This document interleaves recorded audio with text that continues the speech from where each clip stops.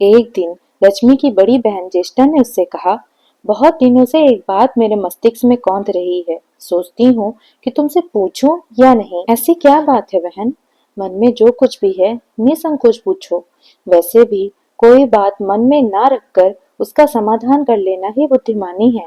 लक्ष्मी माँ ने मुस्कुरा कर कहा, मैं अक्सर यही सोचती रहती हूँ कि सुंदरता में हम दोनों बराबर हैं, फिर भी लोग तुम्हारा आदर करते हैं और मैं जहाँ जाती हूँ वहाँ उदासी छा जाती है। मुझे लोगों की घृणा और क्रोध का शिकार होना पड़ता है, जबकि हम दोनों सगी बहनें हैं। ऐसा क्यों? लक्ष्मी ने हंसकर कहा, सगी बहन या समान सुंदरता होने से ही आदर नहीं मिलता। इसके लिए अपने को भी कुछ करना चाहिए। लोग मेरा आदर इसलिए करते हैं क्योंकि मैं उनके घर पहुंचते ही सुख का साधन जुटा देती हूँ। संपत्ति और वैभव से आनंदित होकर लोग मेरा उपकार मानते हैं, तभी मेरी पूजा करते हैं। उधर तुम्हारा यह हाल है कि जिसके यहाँ जाती हो उसको गरीबी, रोग और आपदा सहनी पड़ती है। इसी से लोग तुमसे घृणा करते हैं, कोई आदर नहीं करता। आदर पाना है तो दूसरों को सुख पहुंचाओ। चेष्टा को बात चुभ गई। उन्हें लगा कि लक्ष्मी को अपनी महिमा का अभिमान हो गया है। उन्होंने तड़प कर कहा, लक्ष्मी, तुम मुझसे हर बात में छोटी हो, अवस्था में भी और प्रभावों में भी। मुझे उपदेश देने का विचार न करो। अगर तुम्हें अपने वैभव का अहंकार है तो मेरे पास भी अपना एक प्रभाव है। मैं अपने पर आ जाऊं तो तुम्हारे करोड़पति भक्त को भी पल भर में भिखारी बना दूं। लक्ष्मी को हंसी आ गई। बहन, तुम बड़ी हो इसलिए कुछ भी कह लो, लेकिन जहां तक प्रभाव की बात है, मैं तुमसे कम नहीं हूँ। जिसको तुम भिखारी बनाओगी उसे मैं दूसरे दिन रंग से फिर राजा बना दूंगी। मेरी महिमा का अभी तुम्हें कुछ पता नहीं है और तुम्हें भी मेरी महिमा का पता नहीं है। जिससे तुम सहायता दोगी मैं उसे दाने दाने का मोहताज कर दूंगी। देखो बहन, दाने दाने के लिए तुम उसे मोहताज कर सकती हो, जिससे मैं रूठ जाऊं। जिसके सिर पर मेरा वरहस्त न हो उसका तुम कुछ भी बिगाड़ सकती हो, मगर जिस पर मेरी कृपा दृष्ट है उसका कोई बाल भी बांका नहीं कर सकता।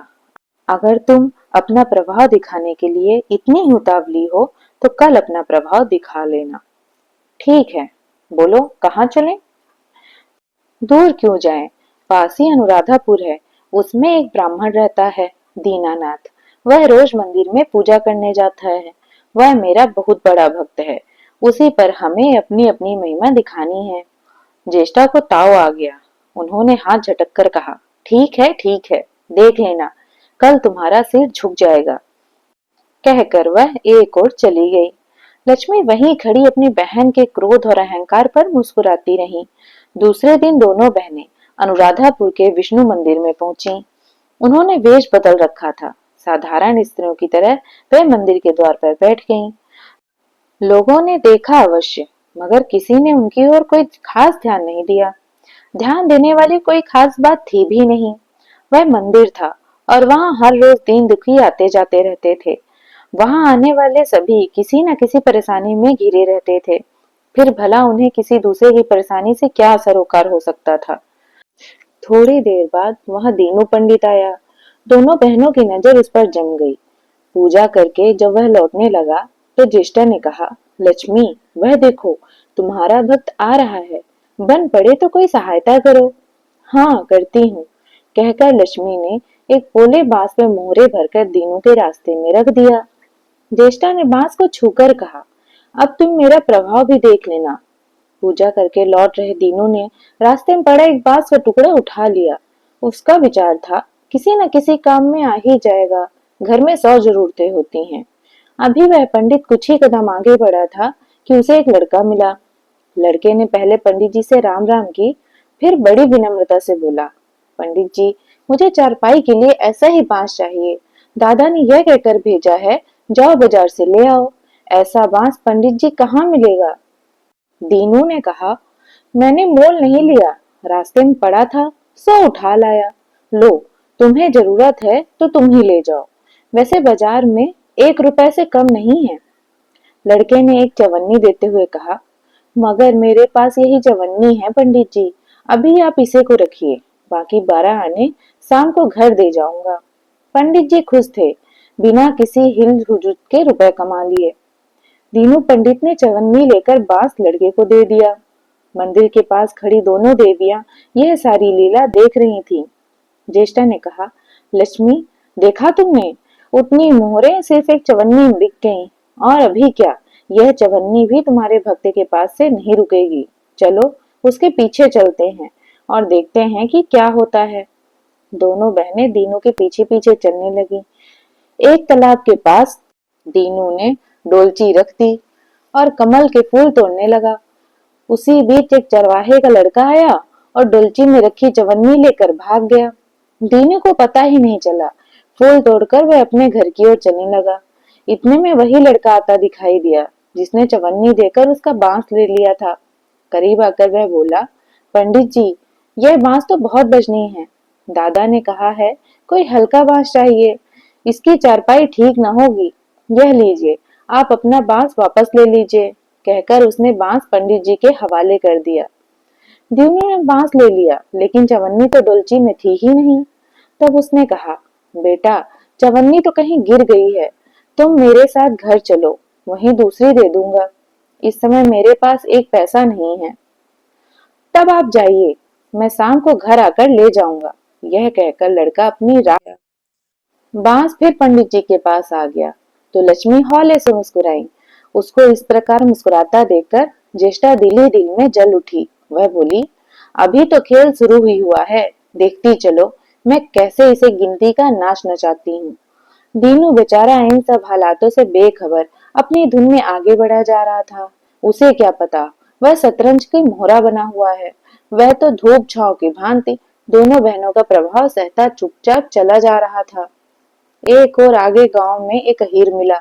उसने दीनू को चवन्नी वापस करते हुए बताया, पंडित जी, मेरा लड़का आपकी डोलची से चवन्नी उठा लाया है। वह बड़ा शैतान है। मैं आपकी वही चवन्नी लौटाने आया हूँ। हो सके तो उस दुष्ट को माफ कर देना। दीनू ने आशीर्वाद देकर चवन्नी ले ली और प्रसन्न मन से उस लड़के को पुकारने लगा जो शाम को घर आकर चवन्नी लेने की बात कहकर लौटा जा रहा था। आवाज सुनकर लड़का लौट आया। अपनी चवन्नी वापस पाकर वह भी प्रसन्न हो गया। दीनू पंडित निश्चिंत मन से घर की ओर बढ़ने लगा। उसके हाथ में पूजा की डोलची थी और दूसरे में वही 5 हाथ का लंबा बांस। राह चलते दीनू पंडित सोच रहा था, बांस तो काफी बजनी है तो मजबूत भी होगा क्योंकि ठोस है। इसे दरवाजे के छप्पर पे लगा दूंगा, कई साल के लिए बिल्ली से छुट्टी मिल जाएगी। ज्येष्ठा को उसके विचार पर क्रोध आ गया। लक्ष्मी के प्रभाव से दीनू को लाभ होता देख वे मन ही मन में बुरी तरह जली जा रही थी। तब उन्होंने देखा कि पंडित का घर करीब आ गया है, तो कोई उपाय न देखकर उन्होंने दीनू को मार डालने का विचार किया। उन्होंने कहा, लक्ष्मी, धन संपत्ति तो मैं छीन ही लेती हूँ, अब तुम्हारे भक्त के प्राण भी ले लूंगी। देखो वह किस तरह तड़प तड़प कर मरता है। और वह तुरंत सांप बनकर दीनू की ओर दौड़ पड़ी। रश्मि तनिक भी नहीं घबराई, वह उसी तरह खड़ी मुस्कुराती रही। सहसा दीनू चौंक पड़ा। एक भयानक सांप फान उठाए उसकी ओर झपट रहा था। प्राण तो सभी को प्रिय होते हैं, उपाय रहते कोई अपने को संकट में पड़ने नहीं देता। दीनू ने पगडंडी वाला रास्ता छोड़ दिया और एक ओर भागने लगा, लेकिन सांप बनी ज्येष्ठा उसे भला कहाँ छोड़ने वाली थी। वह तो उस गरीब के प्राणों की प्यासी हो चुकी थी। वह भी दीनू के आगे पीछे दाएं बाएं बराबर दौड़ती रही। दीनू घबरा गया। उसने हाथ जोड़कर कहा, नाग देवता, मैंने तुम्हारा कुछ नहीं बिगाड़ा है, शांति से अपनी राह लौट जाओ। आखिर मुझ गरीब के पीछे क्यों पड़े हो? व्यर्थ में किसी ब्राह्मण को सताना अच्छी बात नहीं है। लेकिन नाग बनी ज्येष्ठा दीनू को इस तरह डसना चाहती थी। प्रार्थना पर कुछ ध्यान न देकर वह एक बार आगे फुफकारता हुआ झपट पड़ा। तब दीनू ने देख लिया कि बिना संघर्ष किए जान नहीं बचेगी, तो उसने अपने प्राण रक्षा के लिए भरपूर जोर लगाकर वही बांस सांप के ऊपर दे मारा। धरती से टकराते ही बांस के 2 टुकड़े हो गए और उसके भीतर भरी हुई मोहरें खन खनाकर बिखर गईं, जैसे स्वयं माँ लक्ष्मी हंस रही हो। दीनू के मुंह से हैरतपुर चीख सी निकली, अरे! थोड़ी देर के लिए ठगा सा खड़ा आंखें फाड़े उन मोहरों की ओर देखता रह गया। एक पल के लिए तो सांप को भूल ही गया था, मगर फिर उसे जैसे झटका सा लगा। सांप का ध्यान आते ही उसने उसकी ओर गर्दन घुमाई तो देखा बांस की चोट से सांप की कमर टूट गई है और वह लहूलुहान अवस्था में झाड़ी की ओर भागा जा रहा है। दूसरे क्षण पे वह मोरों की ओर लौट गया और कहने लगा, जय हो तेरी लक्ष्मी मैया, जीवन भर की दरिद्रता आज दूर हो गई। तेरी महिमा कौन जान सकता है। चलो अब घर में बैठकर तुम्हारी पूजा आरती करूंगा। और फिर जल्दी जल्दी उसने सारी मोहरें अंगोछे में बांधी और लंबे लंबे कदमों से घर की ओर चल दिया। पीछे एक पेड़ की छाया में खड़ी लक्ष्मी अपनी बहन ज्येष्ठा से मुस्कुराकर पूछ रही थी, कहो बहन, सच बताना, बड़प्पन की था मिली भी कि अभी नहीं। बड़प्पन किसी को कुछ देने में ही है, उसे छीनने में नहीं। ज्येष्ठा ने कुछ उत्तर नहीं दिया, वह चुपचाप खड़ी रही। लक्ष्मी ने उनका हाथ पकड़कर कहा, फिर भी हम दोनों बहनें हैं, जहां रहेंगी साथ रहेंगी। आओ अब चलें। तो दोस्तों, कैसी लगी आपको माँ लक्ष्मी की ये कहानी? कमेंट करके जरूर बताइएगा। और ऐसे ही वीडियोस के लिए सब्सक्राइब करें मेरे YouTube चैनल को और फॉलो करें Facebook पेज को। धन्यवाद।